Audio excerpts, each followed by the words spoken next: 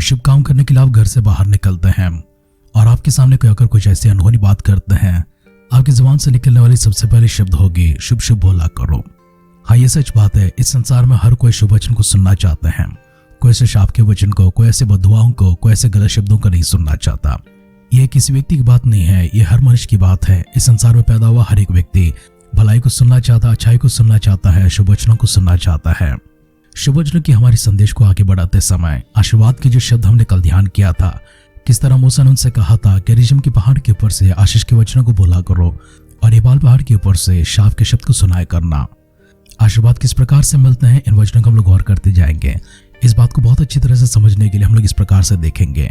आप रास्ते पर जा रहे हैं, आपको राह मालूम नहीं है, आपने किसी से पूछा है कि फलाने जगह पर जाने के लिए किस तरफ से होकर मुझे जाना पड़ेगा। उस व्यक्ति ने आपको राह बताते समय इस प्रकार से कहा है, आप पहला बाएं देखेंगे, उसके बाद एक और बाएं दिखाई पड़ेगा और इसके बाद तीसरा बाएं भी दिखाई पड़ेगा। आपको एक ही जगह से तीनों सड़कें मुड़ता हुआ नजर आ जाएंगे। पहले को छोड़ देना, दूसरे को भी छोड़ देना और तीसरे में से चले जाना। अगर आप तीसरा बाएं लेकर जाते हो तो जहां पर आपको पहुंचना है वहां पर आप निश्चय पहुंच जाओगे। अगर आपने गलती से भी पहला या दूसरे में प्रवेश किया है जो तीसरे के बिल्कुल करीब नजर आते हैं, तो आप जहां से भी आए हैं वहीं पर वापस लौट जाएंगे। इसलिए सावधान रहना, बाएं मुड़ते समय देखते हुए जाना। अगर थोड़ी सी भी चूक होगी है, आप राह भटक जाएंगे और आप जहां से आरंभ किए हैं वहीं पर फिर वापस पहुंच जाएंगे। आशीर्वाद के शब्द भी इसी प्रकार से होते हैं। परमेश्वर ने इस्राएलियों से कहा है, जिस राह पर मैं तुम्हें चलने के लिए कहता हूं उस राह पर अगर तुम चलोगे आशीर्वाद को तुम प्राप्त करोगे। अगर ऐसा ना हुआ, जहां पर तुम हो वहीं पर तुम रह जाओगे। अर्थात जितने आगे अभी तुम पहुंच चुके हो वहां से फिर वापस उसी जगह पर पहुंच जाओगे। हो सकता है उससे और भी पीछे पड़ जाओगे। इसलिए सावधान रहना। मेरे विधियों के अनुसार चलोगे, आशीर्वाद तुम्हारे पास आएंगे। मेरे विधियों के विरुद्ध में जाओगे, शाप तुम्हारे पास आएंगे। चयन करते समय सावधानी के साथ में, सोच के साथ में, समझ के साथ में और बुद्धिमानी के साथ में चयन करना। अगर ऐसा ना हुआ, पश्चाताप आपके पास रह जाएगा, समय बीत जाएगा, जिंदगी बीत जाएगी, बहुत आगे निकल जाएंगे, अफसोस हो जाएगी, पीछे मुड़कर देखेंगे, कुछ नहीं मिलेगा। व्यवस्था विवरण की पुस्तक में से हमारी बातों को आगे बढ़ाते हुए हमारे ध्यान को आगे ले आने से पहले अपने आप को खुदावंद के हाथों में लेकर जाएंगे। प्रभु से प्रार्थना करेंगे, प्रभु किस दिशा में हमें चलना है। कभी मालूम नहीं पड़ता है, कभी भूल जाते हैं, कभी चूक जाते हैं। हमारे कदम परमेश्वर कहीं पर अगर चूक जाते हैं, गलत राह पर पड़ जाते हैं, प्रभु हमारे कदमों को पढ़ने से पहले उसे रोक दीजिए। अगर ऐसा ना हुआ, हमारे गलत कदम पड़ने के बाद भी प्रभु जी आप फिर से एक बार हमें सही दिशा में लाने के लिए, अपनी कार्य करने के लिए प्रभु जी आपसे प्रार्थना करते हैं। आए मिलकर परमेश्वर के पास जाकर उनकी राह पर चलाने के लिए, हम सबों को आशीर्वाद देने के लिए, हम सबों को दिशा दिखाने के लिए परमेश्वर के पास जाकर हम मिलकर प्रार्थना करेंगे। हर एक आशीर्वाद का स्रोत परमेश्वर केवल आप है और आपके वचन प्रभु जी हमारे मार्गों के लिए दीपक बनते हुए उन आशीर्वाद के स्थानों तक पहुंचाते हैं। प्रभु आपके राह पर चलते हुए, आप पर विश्वास करते हुए, पूरे मन के साथ में, सच्चाई के साथ, ईमानदारी के साथ चलते हुए, आपकी महिमा में हम सब लोग प्रवेश करते हुए आपके स्वर्ग के धन को प्राप्त करने के लिए, स्वर्गीय भंडारों को खोलने के लिए, खुदा जैसे हम आपके पास आते हैं, हमारी पुकारों को सुन लीजिए, हमें स्वीकार कर लीजिए। अपनी दिशा में चलाकर अपने मार्ग में खड़ा करते हुए प्रभु आपकी इच्छा के अनुसार प्रभु जी हम सबों को सिद्ध करने के लिए प्रार्थना करते हैं। हमारी भूल चूक को परमेश्वर अपनी दया से, अपनी करुणा से क्षमा करने के लिए प्रार्थना करते हैं। अपनी अपार और से भी प्रेम परमेश्वर हम पर उंडेलने के लिए आपसे नम्र निवेदन करते हैं। हमारे सारे प्रिय श्रोताओं को, आपके प्रिय भक्तगणों को प्रभु जी आपकी दृष्टि में लेकर आते हैं। एक एक जन के ऊपर परमेश्वर आशीर्वाद के हाथ उंडेलने के लिए दुआ करते हैं। उनके घर के भंडारों को छू लीजिए प्रभु जी, उनकी देहों को छू लीजिए, उनके मनों को छू लीजिए, उनके धन को छू लीजिए, उनकी सेहत को छू लीजिए प्रभु, उनकी आत्मा को छू लीजिए, उनके प्राण को छू लीजिए परमेश्वर। हर जगह परमेश्वर तरक्की की ओर चलते हुए, वृद्धि की ओर आगे बढ़ते हुए आशीर्वाद प्रभु जी प्राप्त करने के लिए स्वर्ग की महिमा के साथ प्रभु जी अपने संतानों को आशीर्वाद देने के लिए दुआ करते हैं। हमारे साथ रहिए, हमसे बातें करते रहिए। स्वर्ग के धन परमेश्वर आपके भंडार को खोलकर हम तक पहुंचाते रहिए। आपकी महिमा प्रभु जी एक दूसरे को देखने के लिए प्रभु जी स्वर्गीय प्रभु जी कार्य हमारे बीच में आप कर इसका शुक्र अदा करते हैं। आगे के समय प्रभु जी आपके दिव्य सानिध्य में लेकर आते हैं। वचन सुनने योग्य कानों को, प्रभु जी ग्रहण करने योग्य मन को हमें प्रदान करने के लिए आपसे प्रार्थना करते हैं। दुआओं को परमेश्वर आपने सुनकर दिए उत्तर के लिए धन्यवाद करते हुए हमारे उद्धारकर्ता हमारे प्रभु यीशु मसीह के नाम से हमारी इस प्रार्थना को मांगते हैं। सुनो कबूल कर पिता। आमेन, आमेन, आमेन। आध्यात्मिक जीवन की दैनिक खुराक सुन रहे हमारे सारे प्रिय श्रोताओं को, परमेश्वर के भक्त गणों को प्रभु यीशु मसीह के नाम में प्यार भरा जय मसीह की सुप्रभातम और शुभोदय कहते हुए हम सबका मनपसंद ध्यान केंद्र आध्यात्मिक जीवन की दैनिक खुराक में और इस नए दिन में आप सबका स्वागत करते हैं। हमारी अध्ययन व्यवस्था विवरण की किताब 28वें अध्याय में चल रही है। आइए उसका पहला वचन से पढ़ते हुए हमारे ध्यान को आगे बढ़ाएंगे। यदि तो अपने परमेश्वर यहोवा की सब आज्ञाएं जो आज मैं तुझे सुनाता हूँ चौकसी से पूरी करने का चित्त लगाकर उसकी सुने, तो वह तुझे पृथ्वी की सब जातियों में श्रेष्ठ करेगा। फिर अपने परमेश्वर यहोवा के सुनने के कारण ये सब आशीर्वाद तुझ पर पूरे होंगे। धन्य तेरी संतान और तेरी भूमि की उपज और गाय और भेड़ बकरी आदि पशुओं के बच्चे। धन्य हो तेरी टोकरी और तेरी कटौती। धन्य हो तू भीतर आते समय और धन्य हो तू बाहर जाते समय। यहोवा ऐसा करेगा कि तेरे शत्रु जो तुझ पर चढ़ाई करेंगे वे तुझसे हार जाएंगे। वे एक मार्ग से तुझ पर चढ़ाई करेंगे परंतु तेरे सामने से 7 मार्ग से होकर भाग जाएंगे। तेरे खत्तों पर और जितने कामों को तू हाथ लगाएगा उन सबों पर यहोवा आशीष देगा। इसलिए जो देश तेरा परमेश्वर यहोवा तुझे देता है उसमें वो तुझे आशीष देगा। यदि तू अपने परमेश्वर यहोवा की आज्ञाओं को मानते हुए उसके मार्गों पर चले तो वह अपनी शपथ के अनुसार तुझे अपने पवित्र प्रजा करके स्थिर रखेगा। और पृथ्वी के देश देश के सब लोग यह देखकर कि तू यहोवा का कहलाता है तुझसे डर जाएंगे। और जिस देश के विषय यहोवा ने तेरे पूर्वजों से शपथ खाकर तुझे देने को कहा था उसमें वह तेरी संतान की और भूमि की उपज की और पशुओं की बढ़ती करके तेरी भलाई करेगा। यहोवा तेरे लिए अपने आकाश रूपी उत्तम भंडारों को खोलकर तेरी भूमि पर समय पर मेघ बरसाएगा और तेरे सारे कामों पर आशीष देगा। और तू बहुत तेरी जातियों को उधार देगा परंतु किसी से भी तुझे उधार लेना ना पड़ेगा। और यहोवा तुझको पूंछ नहीं कि तू सिर ही ठहराएगा और तू नीचे नहीं परंतु ऊपर ही रहेगा। यदि तेरा परमेश्वर यहोवा की आज्ञाएं जो आज मैं तुझको सुनाता हूँ तो उनके मानने में मन लगाकर चौकसी करे। और जिन वचनों की आज मैं तुझे आज्ञा देता हूँ उनमें से किसी से दाहिने व बाएं मुड़ के पराये देवताओं के पीछे ना हो लेना और ना उनकी सेवा करना। परंतु यदि तू अपने परमेश्वर यहोवा की बात ना सुने और इसकी सारी आज्ञाओं और विधियों को पालने में जो आज मैं तुझे सुनाता हूँ चौकसी नहीं करेगा तो ये सब शाप तुझ पर आ पड़ेंगे। अर्थात शापित हो तो नगर में, शापित हो तो खेत में, शापित हो तेरी टोकरी और तेरी कटौती, शापित हो तेरी संतान और भूमि की उपज और गायों और भेड़ बकरी के बच्चे। शापित हो तो भीतर आते समय और शापित हो तो बाहर जाते समय। फिर जिस जिस काम में तू हाथ लगाए उसमें यहोवा तब तक तुझको शाप देता और भयातुर करता और धमकी देता रहेगा जब तक तू मिट ना जाए और शीघ्र नष्ट हो जाए। ये इस कारण होगा कि तू यहोवा को त्याग कर दुष्ट काम करेगा। और यहोवा ऐसा करेगा कि मरी तुझ में फैलकर उस समय तक लगी रहेगी जब तक जिस भूमि के अधिकारी होने के लिए तू जा रहा है उससे तेरा अंत ना हो जाए। यहोवा तुझको क्षय रोग से और ज्वर और दाह और बड़ी जलन से और तलवार से और जुलस और गिरवाई से मारेगा।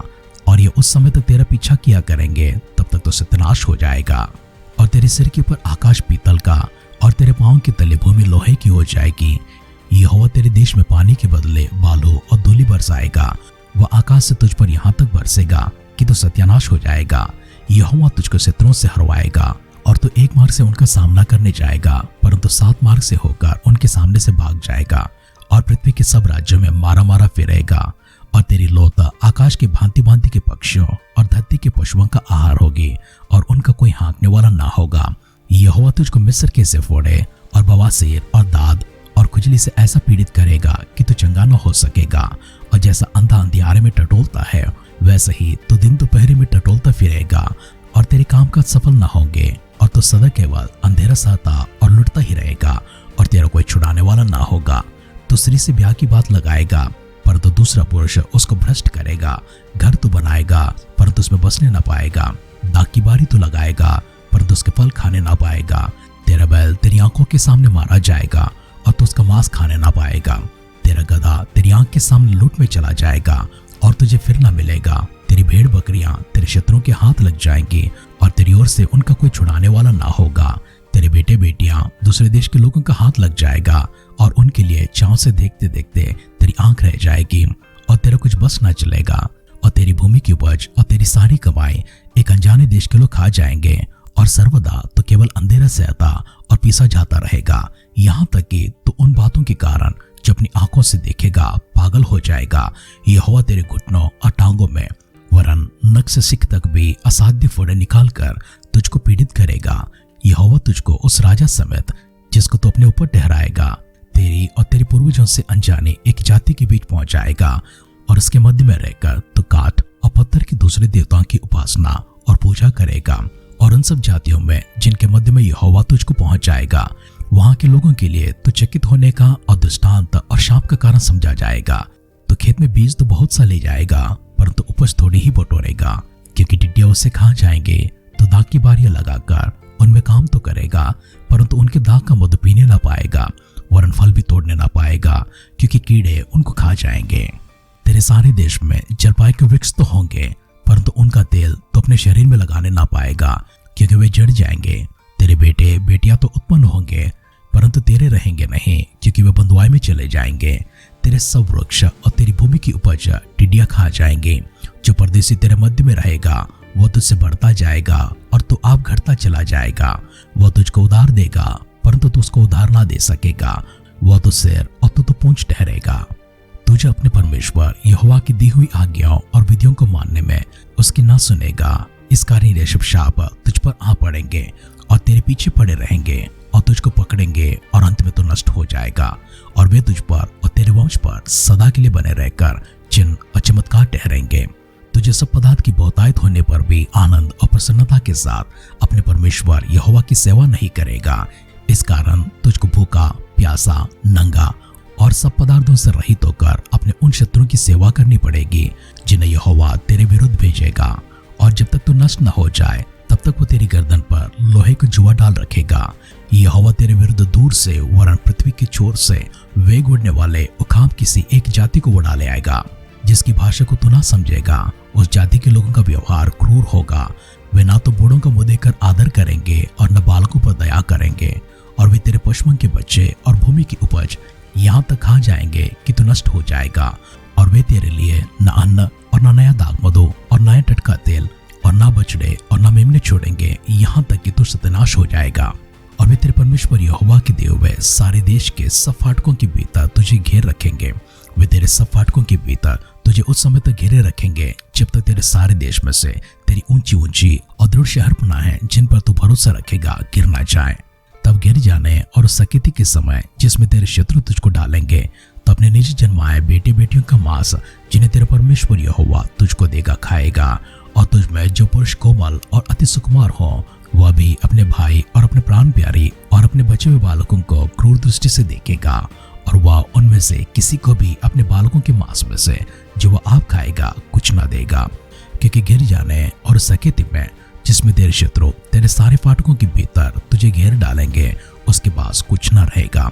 और तुझ में जो स्त्री यहाँ तक कोमल और सुकुमार हो कि सुकुमारपन के और कोमलता के मारे भूमि पर पांव धरती भी डरती हो, वह भी अपने प्राण प्रिय पति और बेटे और बेटी को अपने घेरी वरन अपने जने हुए बच्चों को क्रूर दृष्टि से देखेगी। क्योंकि गिर जाने और सकेती के समय जिसमें तेरे शत्रु तुझे तेरे फाटकों के भीतर घेर कर रखेंगे, वह सब वस्तुओं की घटी के मारे उन्हें चिपके खाएगी। यदि दिन व्यवस्था के सारे वचनों को पालने में जिस पुस्तक में लिखे हैं चौकसी करके उस आदरणीय और भययोग्य नाम का जो यहोवा तेरे परमेश्वर का भय ना माने, तो यहोवा तुझको और तेरे वंश को अनोखे अनोखे दंड देगा। वे दुष्ट और बहुत दिन रहने वाले रोग और भारी भारी दंड होंगे। और वह मिस्र के उन सब रोगों को तेरे पर फिर लगा देगा जिनसे तू भय खाता था, और वे तुझ में लगे रहेंगे। और जितने रोग आदि दंड इस व्यवस्था की पुस्तक में नहीं लिखे हैं, उन सबों को भी यहोवा तुझको यहाँ तक लगा देगा कि तू सत्यानाश हो जाएगा। और तू जो अपने परमेश्वर यहोवा की ना मानेगा, इस कारण आकाश के तारों के समान अनगिनत होने की संति तुझ में से थोड़े थोड़े ही मनुष्य रह जाएंगे। और जैसा भी यहोवा को तुम्हारी भलाई और बढ़ती करने में हर्ष होता है, वैसे ही तुम्हें नाश वरन सत्यानाश करने में हर्ष होगा। और जिस भूमि के अधिकारी होने को तुम जा रहे हो, उस पर से तुम उखाड़े जाओगे। और यहोवा तुझको पृथ्वी के इस छोर से लेकर उस छोर तक के सब देश के लोगों में तितर बितर करेगा। और वहां रहकर तो अपने और अपने पुरखाओं के अनजाने काट और पत्थर के दूसरे देवताओं की उपासना करेगा। और उन जातियों में तो कभी चैन ना पाएगा और ना तेरे पांव को ठिकाना मिलेगा, क्योंकि वहां यहोवा ऐसा करेगा कि तेरा हृदय कांपता रहेगा और तेरी आंखें धुंधली पड़ जाएंगी और तेरा मन कलपता रहेगा। और तुझको जीवन का नित्य संदेह रहेगा और तू दिन रात थरथराता रहेगा और तेरे जीवन का कुछ भरोसा ना रहेगा। तेरे मन में जो भय बना रहेगा, उसके कारण तू भोर को आह मार के कहेगा कि सांझ कब होगी, और सांझ को आह मार के कहेगा कि भोर कब होगी। और यहोवा तुझको नाव पर चढ़ाकर मिस्र में उस मार्ग से लौटा देगा जिसके विषय में मैंने तुझसे कहा था कि वह फिर तेरे देखने में न आएगा। और वहां तुम अपने शत्रुओं के हाथ दास दासे होने के लिए बिकाऊ तो रहेंगे, परंतु तुम्हारा कोई ग्राहक ना होगा। व्यवस्था विवरण के 28वें अध्याय के शब्दों को हमने पढ़कर सुना है। इसमें विवरण के लिए अधिकायत से कुछ बचा नहीं है, बस सिर्फ इतना कहना है, चौकसी करते हुए परमेश्वर की विधियों के अनुसार चलोगे। जो पहले भाग में लिखा गया है वे सारी आशीर्वाद आपके पास आएंगे। यदि परमेश्वर की विधि के विरोध में जाते हैं, उनकी की उपासना न करते हुए किसी और देवता की उपासना करते हैं, किसी और देव की उपासना करते हैं, तब उसके विरुद्ध में जो कुछ भी है वो सब आपके ऊपर आ जाएंगे। परमेश्वर ने बड़ी कठिनाई के साथ में, बड़ी कठिन शब्दों में आपके सामने रखा है। सख्ती के साथ परमेश्वर ने इन बातों को बोला है ताकि आप किसी प्रकार के शाप का शिकार ना हो, परंतु आशीर्वाद के शिकार हो। परमेश्वर ने इसलिए तो इस्राएलियों को मिस्र की गुलामी में से बाहर लेकर आए हैं। 41 वर्ष उनको संग लेते हुए, उनको सहते हुए, संयम दिखाते हुए, धीरज दिखाते हुए, अपने प्रेम को प्रकट करते हुए, क्षमा करते हुए, उन्हें सहन करते हुए अभी तक चलाए हैं, ताकि परमेश्वर चाहते हैं कि इस्राएली अपने देश में जाए, प्रतिज्ञा किया हुआ उस कनान देश में जाए और वहां पर आशीषित हो जाए। परमेश्वर हर प्रकार के शाप से इन्हें दूर रखना चाहते हैं, इसलिए परमेश्वर इन्हें सचेत करते हैं और बड़ी सख्ती के साथ में इन शब्दों को बोलते हैं। इन शब्दों को सुनते समय, इन शब्दों को पढ़ते समय परमेश्वर के कठिन मन को ना देखे, परंतु परमेश्वर की औदारी मन को देखे, प्रेमी मन को देखे, जिसमें परमेश्वर चाहते हैं कि यह शाप जिसे तुम भय कर परमेश्वर के विरुद्ध ना जाते हुए, परंतु परमेश्वर के पास लौटकर उनके करीब जाकर उनके वचनों को अपने कंठार के रूप में पहनते हुए उनकी विधियों के आधार पर चल सके, ताकि आप आशीषित हो। परमेश्वर आपको आशीषित करता हुआ, आपको बरकत दे देता हुआ और आप फलवंत होता हुआ देखकर हर्षित होते हैं। परमेश्वर कभी नहीं चाहते हैं कि आप दुखी हो, उदास हो, आप शापित हो, और परमेश्वर उसमें कभी प्रसन्नता को या हर्ष को प्राप्त नहीं करना चाहते हैं। इसलिए इस्राएल के साथ में बोला हुआ आशीर्वाद के शब्दों को और कठिनाई के साथ में बोला हुआ शाप के शब्दों को आप सुने, गौर करें और इसी प्रकार से परमेश्वर की विधियों के आधार पर चलते हुए स्वर्ग के आशीर्वादों को प्राप्त करें। आइए प्रार्थना करते हैं। जीवित परमेश्वर, धन्यवाद करते हैं आशीर्वाद के शब्दों के लिए, चेतावनी हमें देते हुए, सचेत करते हुए, सारे रोगों से, सारे पापों से, सारे अधर्मों से, सारे दंडों से, शापों से दूर रखने की आपकी प्रेम की मनसा को प्रभु जी हमने स्वीकार किया है, ग्रहण किया है। धन्यवाद करते हैं, आभार आपकी प्रकट करते हैं। इन वचनों के आधार पर चलने के लिए हमारे भीतर पवित्र आत्मा की सामर्थ लाने, पवित्र आत्मा का अगुवाई रखने, पवित्र आत्मा की भरपूर से प्रभु जी हम सबों को भरने के लिए दुआ करते हैं। आपकी विशेष कृपा में, विशेष अभिषेक में प्रभु जी चलाते हुए आपके स्वर की महिमा प्रभु जी हम लोग देखने पाए। आपके पुत्र के आगमन पर भी अगर विलंब होती है, फिर से एक बार कल सुबह हम सब मिलकर आपकी उपासना करने के लिए हम सबों को जीवित और तंदुरुस्त संभालने के लिए दुआ करते हैं। अगर ऐसा ना हुआ, प्रभु यीशु मसीह के बादलों के आगमन में स्वर्ग लोक में प्रभु जी हम सबको शामिल करने के लिए प्रार्थना करते हैं। दुआएं सुनकर दियोतर के लिए धन्यवाद करते हुए हमारे उद्धारकर्ता, हमारे प्रभु यीशु मसीह के नाम से हमारी इस प्रार्थना को मांगते हैं। सुना कबूल कर पिता, आमेन, आमेन, आमेन।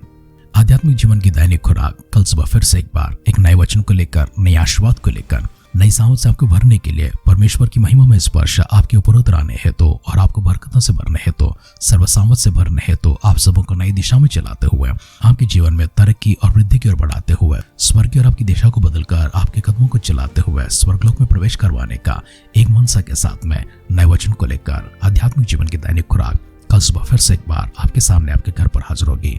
तब तक आप सुनते रहिए, सुनाते रहिए आध्यात्मिक जीवन की दैनिक खुराक। कल फिर मिलेंगे। अपना ख्याल रखिए, अपनों का ख्याल रखिए, दूसरों का भी ख्याल रखिए। God bless you.